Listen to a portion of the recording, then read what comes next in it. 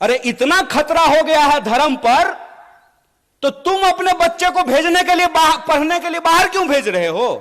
उसको बोलो आकर के हमारे साथ धर्म बचाए, आए हमारे साथ रैली निकाले, झांकी निकाले। चलाकी कर रहे हो हैं? मोबाइल हमारा, रिचार्ज हमारा, टीवी हमारा, रिचार्ज हमारा, कहानी अपना कर रहे हो। इस बेईमानी को आप समझिए। धर्म अगर बचाना जरूरी है तो खाली हम क्यों बचाएंगे? स्मृति ईरानी की बेटी गोवा में रेस्टोरेंट खोलेगी नहीं, और हम लोग मोटरसाइकिल लेकर के अपना तेल भरवा करके जय श्री राम। अरे राम जी जिंदाबाद हैं, जय जय है श्री राम का। कल भी था, आज भी है, आगे भी रहेगा। ये नया फैशन कैसे शुरू हुआ है? ये आप अपने मन में विचार कीजिए कि अगर भाजपा कहती है कि राहुल गांधी जी का सांसद बनना परिवारवाद है, तो अमित शाह का जो बेटा है, देखें उसका मुंह देखें जय शाह का है? उसका बीसीसीआई का सेक्रेटरी बनना परिवारवाद है कि नहीं है? और ज्योतिरादित्य सिंधिया जब यूपीए में मंत्री थे, उनके पिताजी भी मंत्री थे, माधवराव सिंधिया, तो जब तक वो कांग्रेस में थे तब तक परिवारवाद था। और जो ही मोदी जी के बगल में जाकर के बैठ गए हैं तो ताली बजा रहे हैं। आहा, उनकी सूरत देख रहे हैं। इतना मूर्ख हैं हम लोग, इतना मूर्ख बनाएंगे ये हमको कि हमारी पार्टी में परिवारवाद है।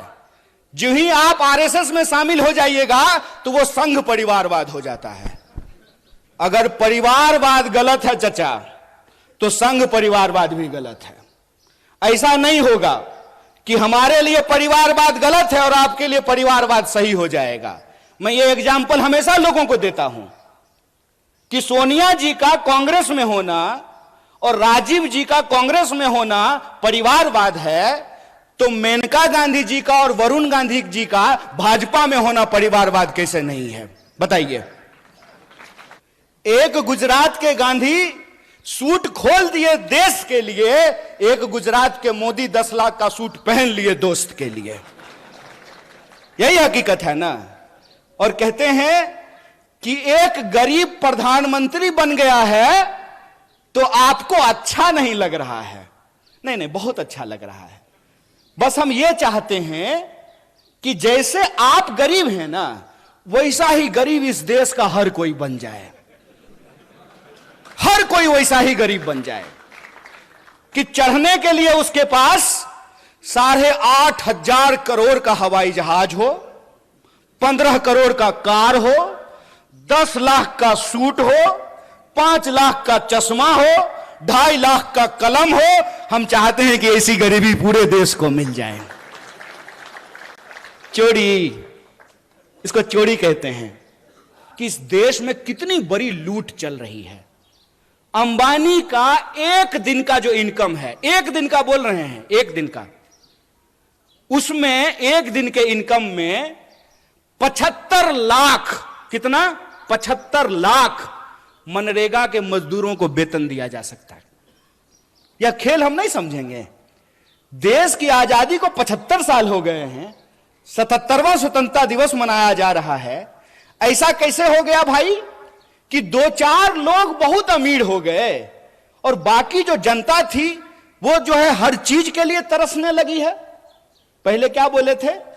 पहले बोले थे कि जब प्राइवेटाइजेशन होगा ना तो कंपटीशन होगा, इसीलिए कोऑपरेटिव को समाप्त कर दो। आप बहुत सौभाग्यशाली हैं पीएन पाटिल साहब कि आपका कोऑपरेटिव चल रहा है। क्यों? क्योंकि जया शाह का पप्पा कोऑपरेटिव मंत्री बना है। वो जिस चीज के मंत्री बनते हैं ना, उसका बस जय श्री राम होता है। वो आजकल गृह मंत्री हैं। गृह मंत्री का काम है देश की कानून व्यवस्था को सुरक्षित रखना। मणिपुर में कानून व्यवस्था सुरक्षित था, आप लोगों ने देखा कि नहीं देखा? पुलिस थानों पे हमले हुए, हथियार लूट लिए गए, गोली लूट लिया गया, महिलाओं को निर्वस्त्र करके घुमाया गया। क्यों? क्योंकि गृह मंत्री जी अपनी ड्यूटी पे लगे हुए थे। प्रधानमंत्री 22-22 घंटा काम करते हैं, तब जाकर के देश की यह हालत पहुंची है कि इस देश में 5.5 लाख इंजीनियर हर साल पैदा होते हैं और 1.5 लाख लोगों को भी नौकरी नहीं मिलती है। इसीलिए मैं जो बोलता हूं तथ्य और प्रमाण के साथ बोलता हूं। मैं आपके सामने बोल रहा हूं, प्रधानमंत्री जी ने कहा कि 2022 तक सबको पक्का मकान मिल जाएगा। मिल गया कि नहीं मिल गया? नहीं मिला तो मतलब प्रधानमंत्री झूठ बोल रहे हैं क्या? या तो आप लोग झूठ बोल रहे हैं या प्रधानमंत्री झूठ बोल रहे हैं? कौन झूठ बोल रहा है? प्रधानमंत्री झूठ बोल रहा है। तो हम बोल सकते हैं ना कि भारत का प्रधानमंत्री झूठा है। बोलिए, नंगा को नंगा कहेंगे कि नहीं कहेंगे? झूठा को झूठा कहेंगे कि नहीं कहेंगे? और हम कहेंगे जो झूठ बोलेगा उसको झूठा। और तुम्हारे इलेक्शन डिपार्टमेंट में कितना दम है वो हम देखे हैं। जब आ रहे थे ना कोल्हापुर सिटी से मसाल के पीछे पीछे, तो कोल्हापुर का जेल देखते हुए आए हैं। जगह है कितनी जेल में तेरे, देख लिया है, देखेंगे। बताइए, शहीद आजम भगत सिंह 23 साल की उम्र में हंसते हंसते फांसी के फंदे पे झूल गया। झूल गया कि नहीं झूल गया? बटुकेश्वर दत्त, सुखदेव, राजगुरु, चंद्रशेखर आजाद झूल गए कि नहीं झूल गए?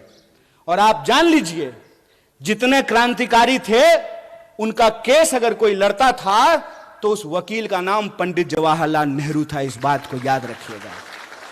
ये झूठ बोलते हैं, ये झूठ बोलते हैं, हमारे इतिहास को तोड़ने और मरोड़ने की कोशिश करते हैं। तो जो क्रांतिकारियों की परंपरा है जो वीरता के साथ खड़ी होती है, तो एक तरफ अंग्रेजों से माफी मांगने वाले डरपोक लोग हैं, एक तरफ अंग्रेजों की चापलूसी करने वाले, जासूसी करने वाले डरपोक लोग हैं, दूसरी तरफ हम साहसी और बहादुरी लोगों को इकट्ठा होना पड़ेगा।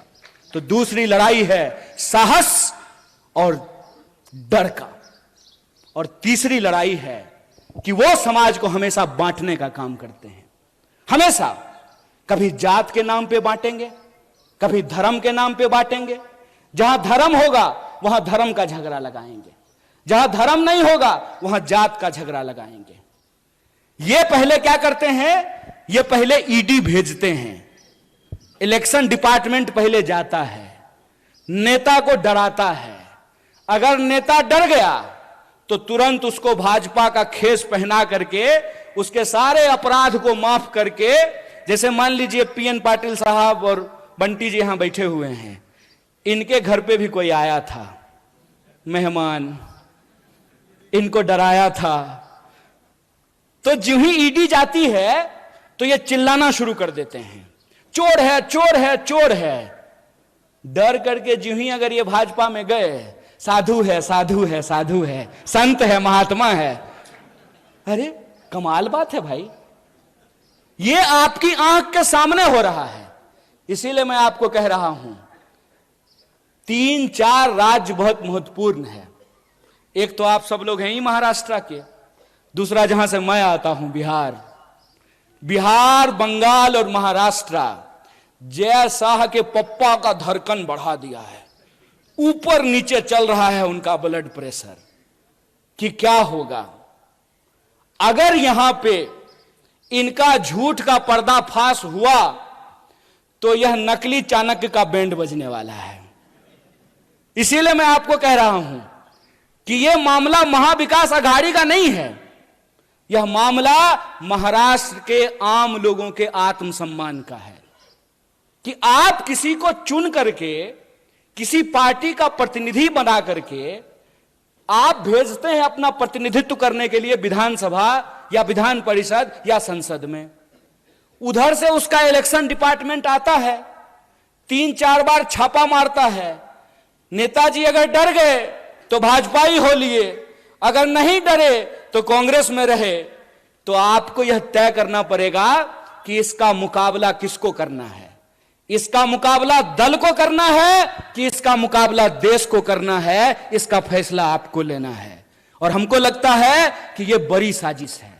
ये बड़ी साजिश इसलिए है कि इस देश में विपक्ष को इसलिए खत्म कर देना चाहते हैं ताकि देश के नाम पे जो इनके दोस्त की लूट है उस पे कोई सवाल ना खड़ा कर सके। आप सब में से बहुत सारे लोग यहां जो बैठे हुए हैं, मुझे मालूम है कि आपको व्हाट्सएप पे मेरे लिए भी मैसेज आया होगा। जानते हैं हमको क्या बोलते हैं? टुकड़े टुकड़े गैंग। जब ये बोलते हैं तो खुद ये नहीं सोचते हैं कि ये अपने ही गृह मंत्री को निकम्मा बोल रहे हैं। बोलिए किसकी सरकार है देश में? भाजपा की। महाराष्ट्र में किसकी सरकार है? भाजपा की। क्या जी पुलिस वाले भैया सब ठीक है ना? है हिम्मत? है हिम्मत? करोगे कुछ? हमारा कुछ नहीं कर सकते हो क्योंकि हम तुम्हारे इलेक्शन डिपार्टमेंट से नहीं डरते हैं। मेरा कुछ नहीं कर सकते हो। इसीलिए खड़ा होकर के पब्लिकली पूरी की पूरी भाजपा के झूठों की जमात को चैलेंज करते हैं कि अगर हमने गलत किया है तो चौराहे पे खड़ा करके तुम मुझे गोली मार सकते हो, लेकिन अगर तुम गलत कर रहे हो तो इस बात को याद रखना कि तमाम धन दौलत और गोला बारूद के बावजूद इस देश में तुम सत्य की आवाज को नहीं झुका सकते हो। नेहरू के बारे में व्हाट्सएप मैसेज फैलाते हो कि नेहरू ने इस देश को बर्बाद कर दिया। अगर नेहरू नहीं होते ना, एक इंसान को एक इंसान के वोट का अधिकार नहीं मिला होता ना, तो आपको लगता है मोदी जिस गर्व से कहते हैं कि मेरी मां बर्तन मांजती थी, तो बर्तन मांजने वाली का बेटा देश का प्रधानमंत्री बन पाता? संभव था ये? अगर कांग्रेस 70 साल तक इस देश की जमहूरियत को बचा करके नहीं रखती तो जयशाह का बाप तरीपार होने के बाद देश का गृह मंत्री बन पाता? खेला कर रहे हो। यह सच्चाई आज न कल इंसान के सामने आएगी।